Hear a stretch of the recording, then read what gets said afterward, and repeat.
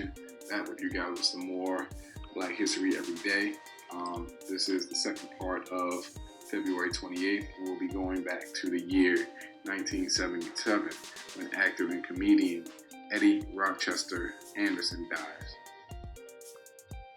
So I'll go ahead and get right into this. Edmund Lincoln Anderson was an African-American comedian and actor. Anderson got his start in show business as a teenager on the vaudeville circuit. In the early 1930s, he transitioned into films and radio. In 1937, he began his most famous role of Rochester Van Jones, usually known simply as Rochester, the valet of Jack Benny, on his radio show, The Jack Benny Program. Anderson became the first Black American to have a regular role on a nationwide radio program. When the series moved to television, Anderson continued in the role until the series ended in 1965. So there the man made history, being the first Black actor or person to have a regular role on a radio program that was broadcasted across the nation. Anderson was born in Oakland, California. His father, Big Ed Anderson, was a minstrel performer, while his mother, Ella Mae, had been a tightrope walker until her career was ended by a fall. He described himself as being a descendant of slaves who were able to leave the South during the Civil War through the Underground Railroad. At the age of 10, Anderson and his family moved from Oakland to San Francisco. He left school when he was 14 to work as an errand boy to help his family.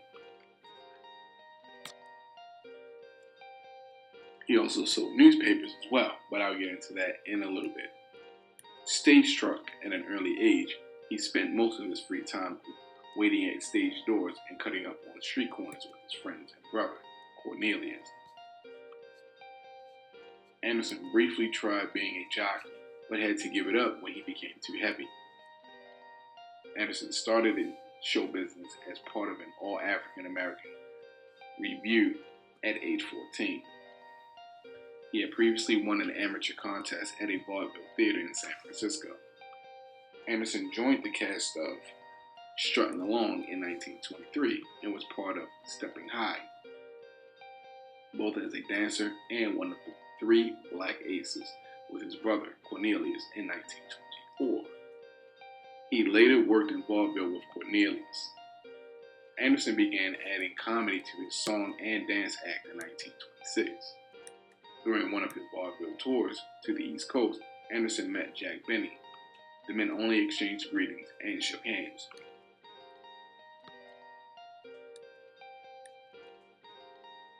He began to appear in films, typically in servile bits, his best being the feature role of Noah in The Green Pastures, 1936. He continued in that vein until a chance pairing with comedy star Jack Benny on his radio program in 1937 put him on the map. He only had a bit part on Benny's Easter show as a Pullman porter, but his scratchy voice, superb timing, and comic reaction to Benny's banter earned him a fixed spot. He then was heard as Benny's personal valet, Rochester Van Jones. I think that should say hired. Anyway, heard because it was a radio show, pardon me for that. And the role became so popular that he became billed as Eddie Rochester Anderson. Now, again, it wasn't just his comedy styling, his wit, or the fact that he was just, crazy talented, but also because it was a radio show, your voice is what pretty much attracts people to you. And he had a very unique voice. His voice was very raspy.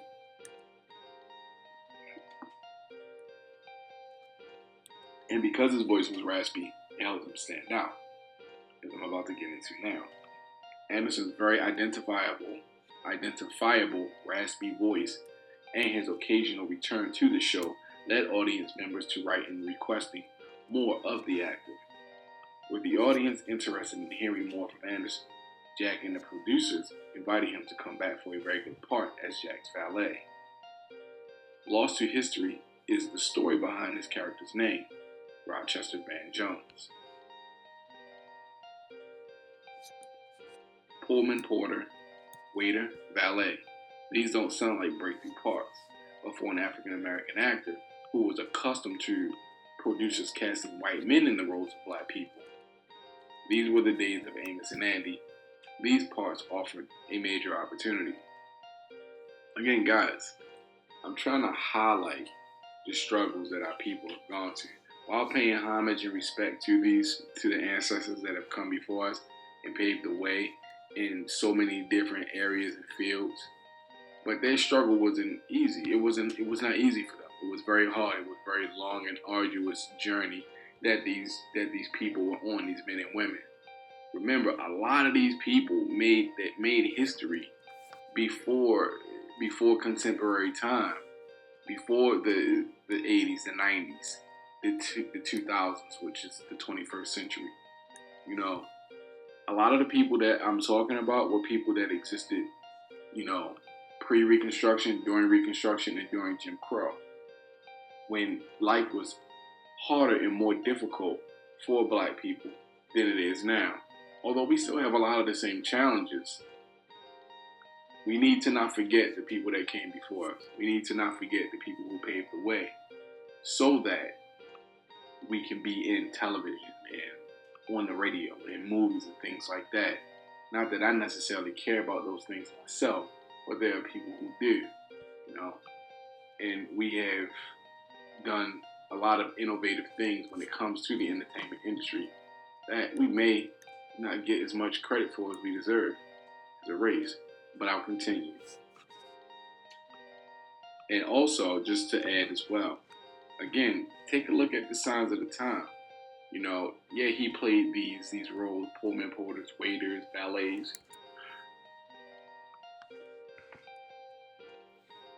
Black women playing nannies, and what do you call it?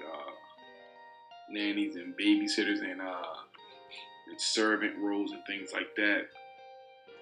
You know, on TV and in movies. One, because of white supremacy, racism, the bigotry and the prejudice that is adjacent to that. They didn't want to see black people get roles and actually outshine white people.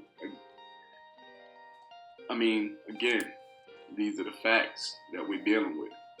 And then again, it was Jim Crow, so there was an air of superiority there in the first place anyway. But I'll continue on, I apologize. Eddie Anderson became the first African American to have a regular role on a nationwide radio program. And of course, when Jack Benny moved to television, so did his valet Rochester. Over time, Benny and Anderson became good friends and developed ways to make Anderson's role even better, thereby giving African Americans a more important standing in American culture. And people believe that life doesn't imitate art, that people don't imitate things that they see on TV or base a perception of a certain particular race, class of individual, or just an individual themselves based off of media.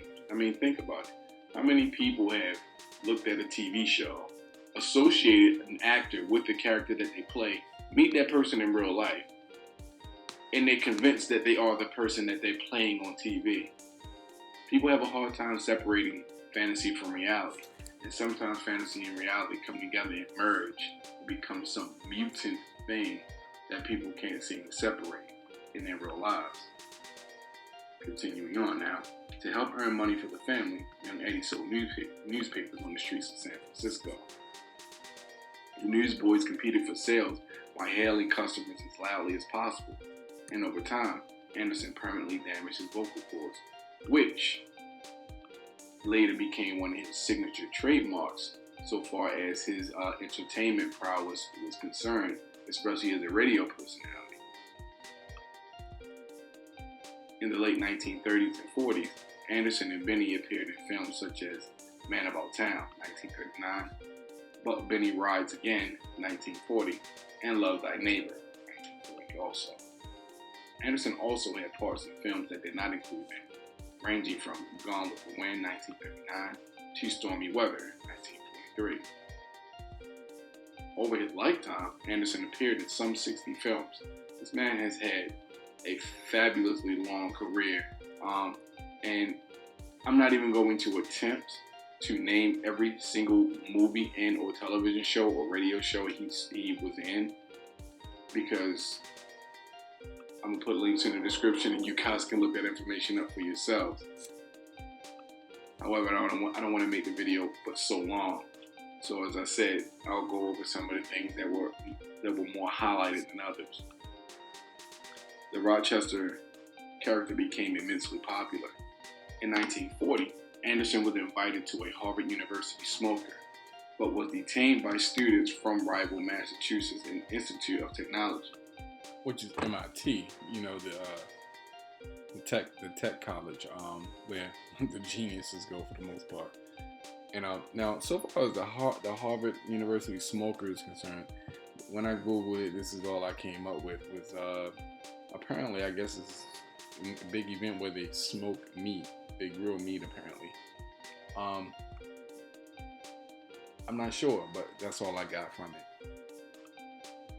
The comedian was met at the airport by MIT students who claimed they were on the Harvard committee.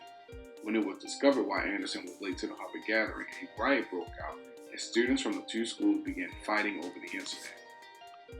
Especially after World War II, Rochester was second only to Benny himself in popularity and almost always received the most enthusiastic applause on his entrances and exits.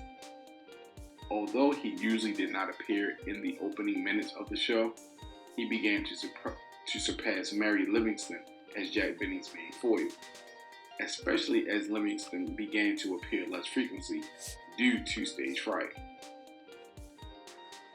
While Anderson was born and raised in the Oakland area, he came to the Los Angeles African American community in the 1930s in search of work in films. At the time of his success on the Benny radio show, the community thought of him as one of their own and was proud of his rise to stardom. The reality of an African American mayor of Los Angeles would not come in this era. For many years, those living in the Central Avenue area had held mock elections, with the winner being known as the mayor of Central Avenue.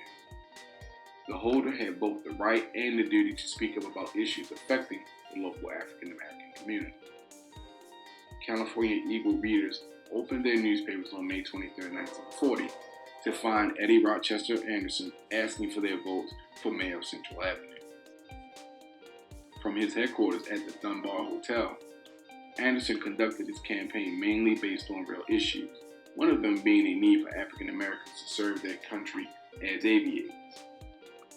He was deeply committed to this issue, taking flying lessons and lecturing with a Tuskegee Institute representative about this need. After Anderson announced his run for mayor, President Franklin D. Roosevelt also addressed the aviation issue, asking that the nation commit itself to building an Air Force on election day. Building an Air Force.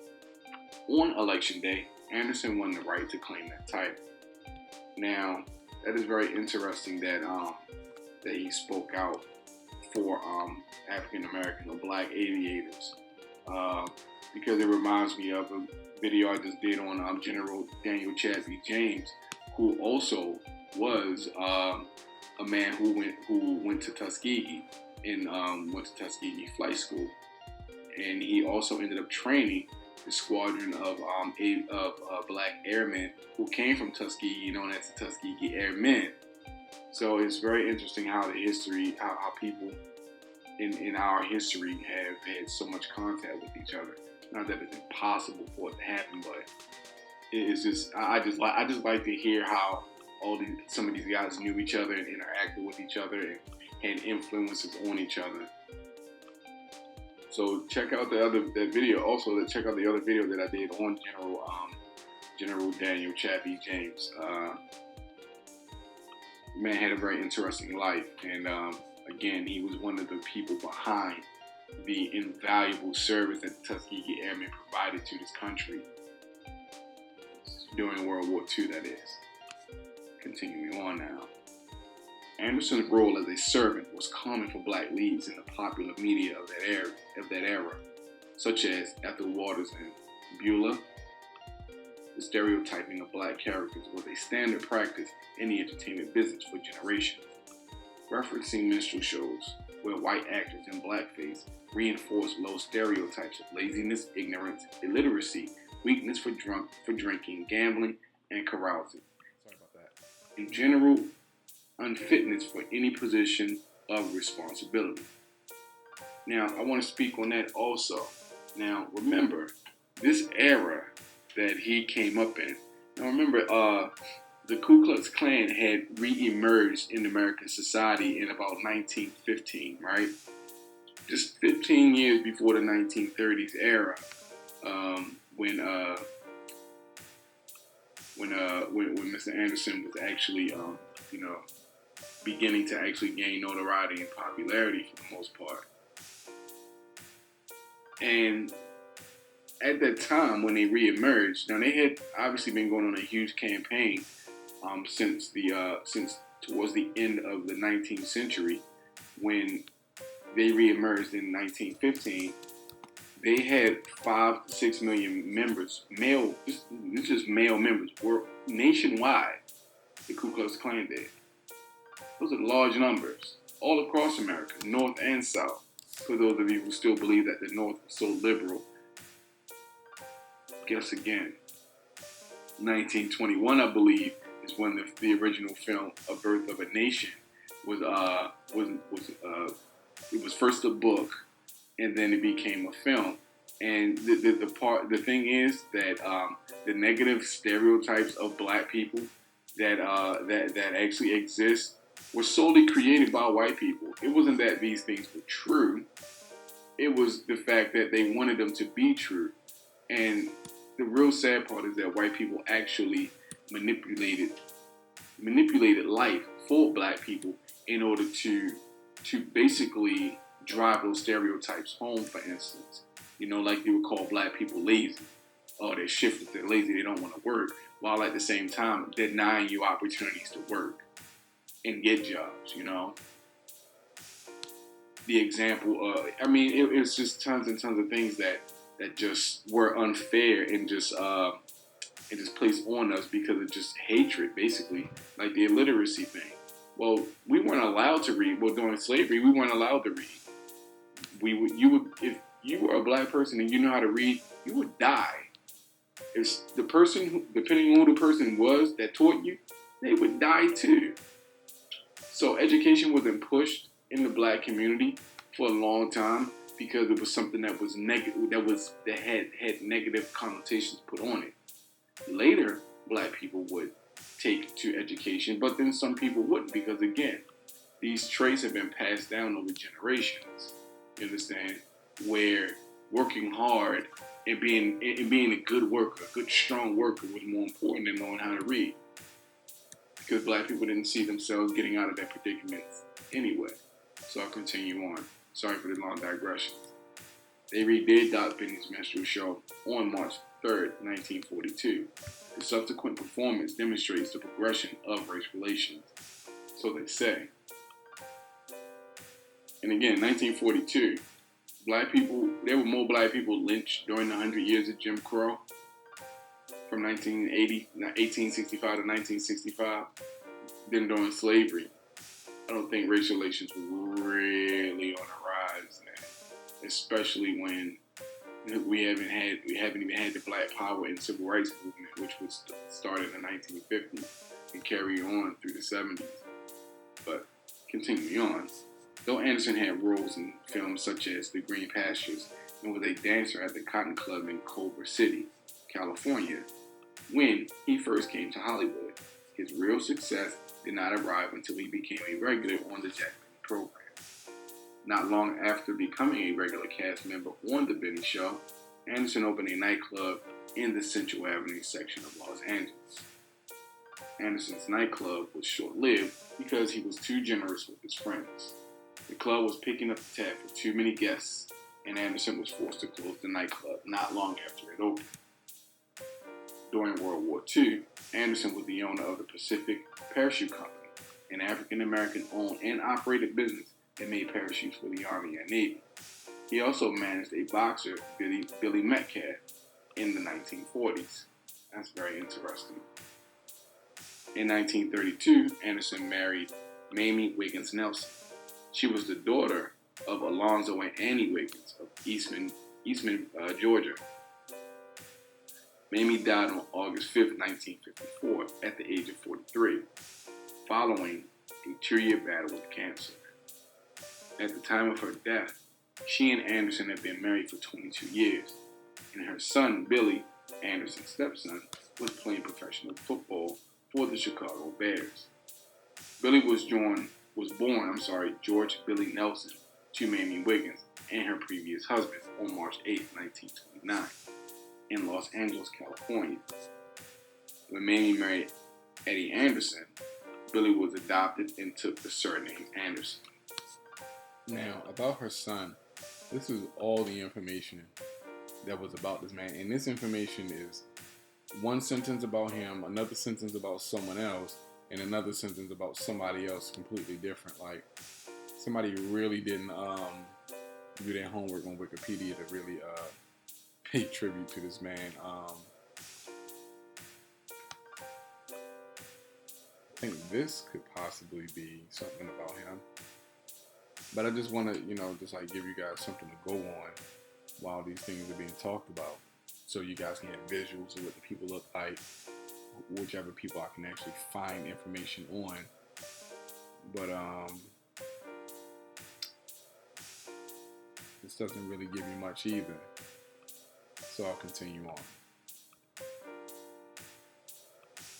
In a last philanthropic gesture, it was his intention to will his sizable home after his death. The house at 1932 Rochester Circle in Los Angeles was to be used to help reform substance abusers. 3 decades after his death, the Eddie Rochester Anderson Foundation in Los Angeles, the Rochester House, helps troubled men transition into society and is an at-risk substance sober living residence for homeless substance abusers. The Rochester House opens its doors at several neighboring properties in 1989 and is dedicated in memory of Eddie Anderson. Anderson's son, Eddie Jr., later established the Eddie Rochester Anderson Foundation. For his contribution to the radio industry, Eddie Anderson has a star on the Hollywood Walk of Fame for radio at 6513 Hollywood Boulevard in Hollywood. In 2001, Anderson was posthumously inducted into the Radio Hall of Fame. Anderson died of heart disease on February 28, 1977, at the Motion Picture and Television Country House and Hospital in Los Angeles, California. He was buried in Los Angeles in historic Evergreen Cemetery, the oldest existing cemetery in the city. And also, I failed to mention that Edmund Lincoln Anderson was born September 18, 1905. This man had a very long life. He had a very successful life, a very successful career as an entertainer. And as you can see, or hear at least, he did love his people, and he did want to try to do whatever he could to help his people, which I commend him greatly for.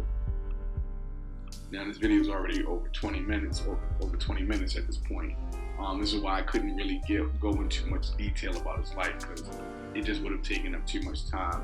So, as always, the links will be in the description box if you guys want to do more research on Eddie Anderson's life. This is Knowledge of Self-Determination. It's been another day. Every day is Black History, or Black History Every Day. Like, learn, and subscribe, and I'm out. Peace.